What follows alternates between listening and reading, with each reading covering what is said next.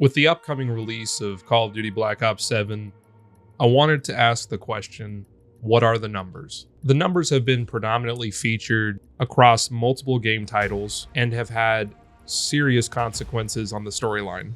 They are a series of numerical broadcasts used by the Soviets to communicate with and activate their sleeper agents, such as Alex Mason.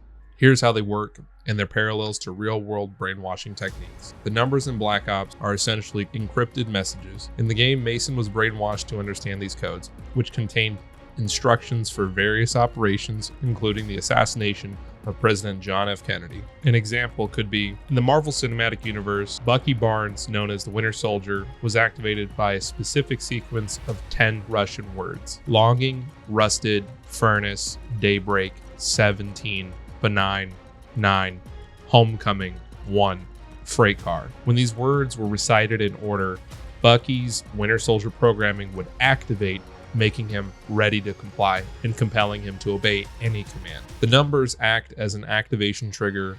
Mason, along with others, were turned into a sleeper agent, which means someone who is deeply conditioned to perform specific actions when activated without necessarily remembering their training or true motives.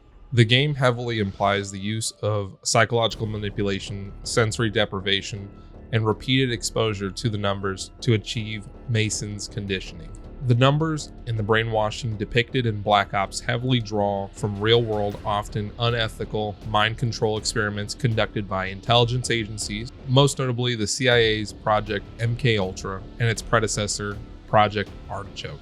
Here are the parallels. The CIA extensively experimented with psychoactive drugs like LSD, mescaline, and scopolamine to disorient subjects, break down their personalities, and make them more susceptible to suggestion or interrogation. They also explored the use of drugs to induce amnesia. Mason's interrogation and the environment he's held in often features elements of isolation and sensory deprivation. Both of these elements contribute to his fractured mental state. Both MKUltra and Artichoke involved prolonged periods of sensory deprivation, isolation, and confinement to break down a subject's will and identity, making them more vulnerable to manipulation.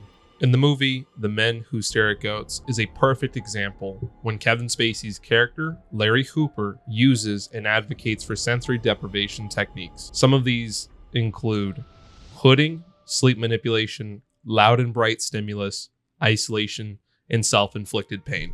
The constant repetition of the numbers to Mason throughout his imprisonment and interrogation is a direct parallel to this.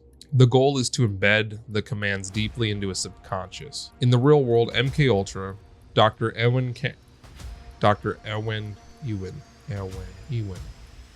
Ewan Cameron, a psychiatrist involved in MKUltra Sub-Project 68, conducted experiments known as psychic driving. This involved subjecting patients to endless loop tape recorded messages for up to 20 hours a day. Could you imagine listening to Baby Shark on an infinite loop for 20 hours straight, even during drug-induced sleep, in an attempt to reprogram their personalities or instill new beliefs? While not explicitly shown to be used on Mason, the general atmosphere of harsh interrogation and experimentation aligns with severe methods used in real-world programs. In MKUltra, high doses of electroshock therapy, far exceeding therapeutic norms, were used to de-pattern individuals, essentially attempting to erase their existing personalities and memories to create a blank state for reprogramming.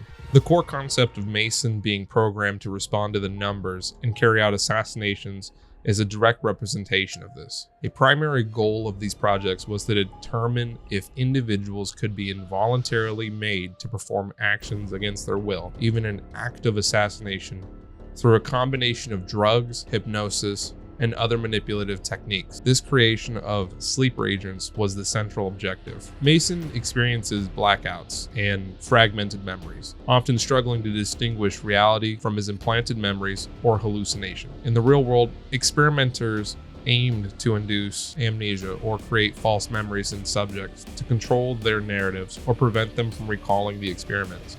In essence, Call of Duty Black Ops takes inspiration from these dark chapters of history, portraying a fictionalized but chilling plausible scenario of mind control where individuals were turned into unwitting weapons through psychological conditioning and program triggers. Another example is The Manchurian Candidate. Both the 1962 and the 2004 films featured a quintessential brainwashing story, where an American soldier is captured during the Korean War and is conditioned to become an assassin, activated by a specific playing card, the Queen of Diamonds. It's a direct precursor to the Black Ops franchise, and maybe even inspired it. Well, there you have it, guys. That's the best explanation I can come up with for what are the numbers. Who knows? Between mass propaganda and everything else, and maybe your tinfoil hats aren't working right, you might be subjugated to your own version of brainwashing. Let me know in the comments below if you've ever seen the numbers, or you think there's a great possibility people are brainwashed.